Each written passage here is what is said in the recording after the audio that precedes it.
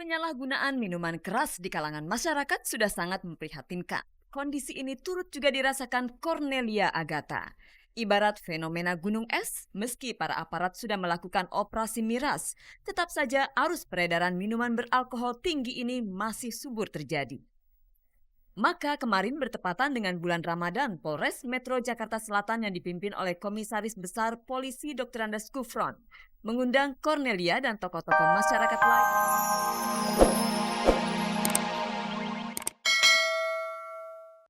Halo Mirsa, selamat pagi dan apa kabar Anda? Senang sekali kita kembali bertemu di Gospot, gosip terdepan seputar orang ternama. Saya Nadia Mulya akan menyajikan informasi seputar dunia selebriti yang akan menemani ibadah puasa Anda. Dan jangan sampai Anda ketinggalan Mirsa kuis SMS Gospot di mana Anda bisa mendapatkan 3 juta rupiah untuk 3 orang pemenang. Caranya gampang sekali, jawablah pertanyaan di penghujung acara nanti dengan cara mengetik GS, spasi jawaban A atau jawaban B, dan kirimkanlah ke nomor 6288. Dan bersama Gospot, Anda tidak perlu was-was ketinggalan berita. Dan inilah sajian informasi segar bagi Anda yang haus akan berita dari dunia selebriti.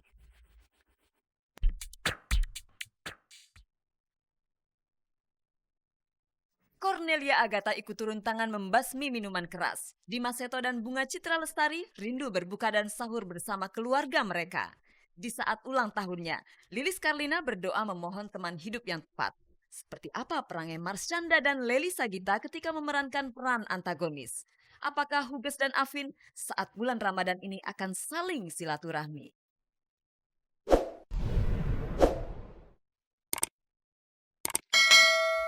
Pemirsa, tingkat kriminalitas akibat menenggak minuman keras ternyata masih cukup dominan.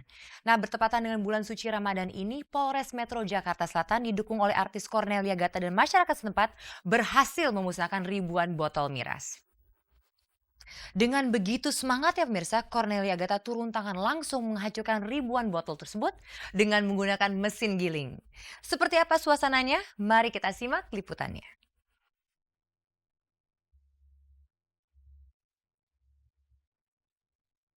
Penyalahgunaan minuman keras di kalangan masyarakat sudah sangat memprihatinkan. Kondisi ini turut juga dirasakan Cornelia Agatha. Ibarat fenomena gunung es, meski para aparat sudah melakukan operasi miras, tetap saja arus peredaran minuman beralkohol tinggi ini masih subur terjadi.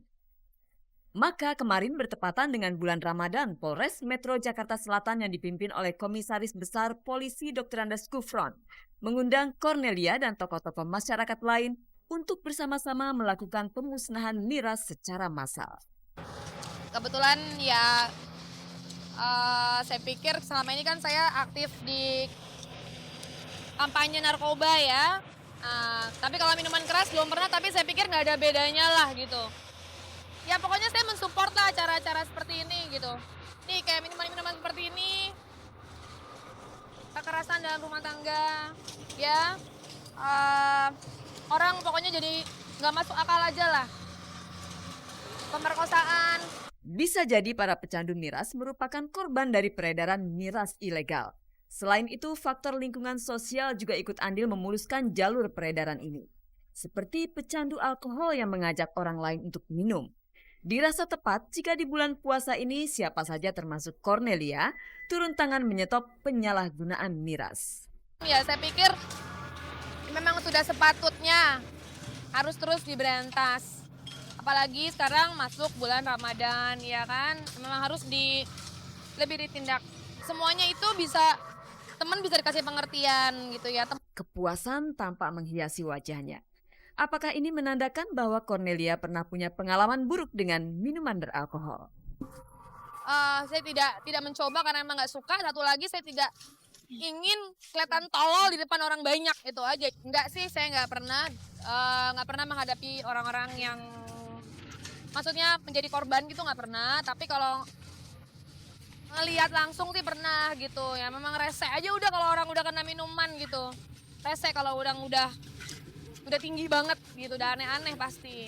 Saat ini godaan untuk mencoba menenggak miras atau minuman keras makin santer mengincar generasi muda, terutama mereka yang gemar berkutat di dunia gemerlap. Bagaimana Cornelia membujuk anak-anak muda supaya tidak terlanjur menjadi seorang alkoholik? Seperti kita ketahui, kalau orang nggak tahu bagaimana cara mengkonsumsinya, dan tidak pada tempatnya, yang ada itu akan berakibat fatal.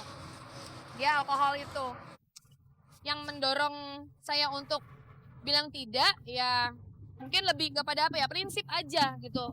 Prinsip. Kalau masalah suka nggak suka, kadang-kadang orang juga nggak tahu ya. Kalau memang minum enak, suka gitu kan, itu lain persoalan gitu. Tapi kalau saya lebih ke prinsip.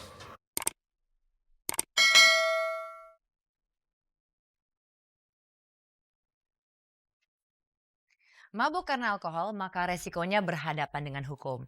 Maka lebih baik mabuk karena cinta. Pemirsa, di saat kebanyakan orang mempersiapkan menu berbuka puasa dan sahur di tengah-tengah keluarga tercintanya, lain halnya dengan Dimas Seto dan Bunga Citra Lestari. Karena mereka harus rela berbuka puasa dan sahur di lokasi syuting dengan menu yang seadanya.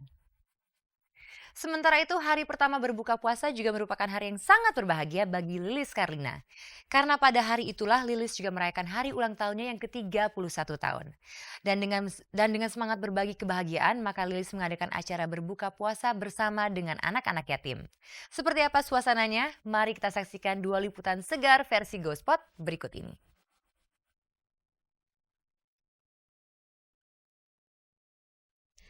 Jika Anda berpikir kalau para artis yang kebanjiran job syuting di kala bulan Ramadan pasti menyenangkan, anggapan itu bisa saja meleset.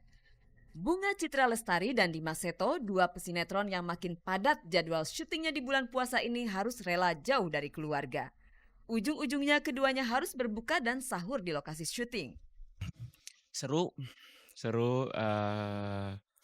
Ini kan bukan Ramadan pertama kali aja gue syuting. Jadi udah 4 tahun ngejalanin seperti ini, keadaan seperti ini yang nggak hanya buka puasa aja, yang sahur di lokasi pun pernah ngerasain gitu. Jadi kayaknya bukan sesuatu yang gimana harus di buka puasa di luar nih, nggak di rumah. Jadi emang udah terbiasa. Satu sisi agak-agak sedih juga, orang buka puasa bareng keluarga, pasti kan di rumah gitu kan ya, terus sahur juga bareng-bareng gitu. Kalau gue kadang-kadang ya gitu di lokasi, bukanya juga pasti di lokasi, orang-orang bisa tarawih ke masjid, gue nggak bisa gitu kan.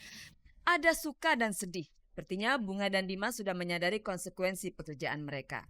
Toh mereka juga merasakan kebersamaan di lokasi syuting yang sudah dianggap sebagai rumah kedua. Mungkin ada satu kesan yang takkan ditemui di lokasi, yaitu kesibukan orang rumah mempersiapkan sajian sahur atau berbuka. Kalau makanan pasti beda lah, maksudnya seadanya aja yang ada di lokasi. Cuma kadang ya gue minta beliin sama supir gue, beliin bukaan atau beliin makanan, atau enggak bawa dari rumah makanan. Minum teh, terus makan yang manis-manis, kolak, kalau nggak es buah belewah kayak gitu, timun suri udah cukup. Terus bentar malamnya baru makan nasi biasa. Kayak rasanya kayak buka bersama tiap hari. Kalau kita di rumah kan buka puasa pasti nggak akan seramai itu gitu. Kalau di lokasi syuting kayaknya seru aja gitu, rame-rame, kru ada berapa, 40-50 orang. Meski keinginan mereka untuk berbuka dan sahur semeja dengan keluarga belum kesampaian, bagi Dimas ada suasana spesial yang didapat ketika menunaikan ibadah puasa di lokasi syuting. Tapi tetap saja suasana berbuka dan sahur di tengah keluarga takkan tertandingi indahnya. Biasanya 15 menit sebelum buka kita udah ngumpul-ngumpul kayak gini, ngobrol-ngobrol gitu ya, satu sama lain. Ya seru aja ya, penanti buka puasa itu masa-masa indah gitu. Ya mudah-mudahan ada lah beberapa hari di Ramadan ini bisa buka puasa bareng keluarga gitu ya. Cuma ya mungkin gue mau usahakan misalnya hari Minggu gue bisa buka keluar sama keluarga gitu, pengen banget gitu. Cuma ya sedapatnya aja lah, namanya juga syutingnya kejar tayang.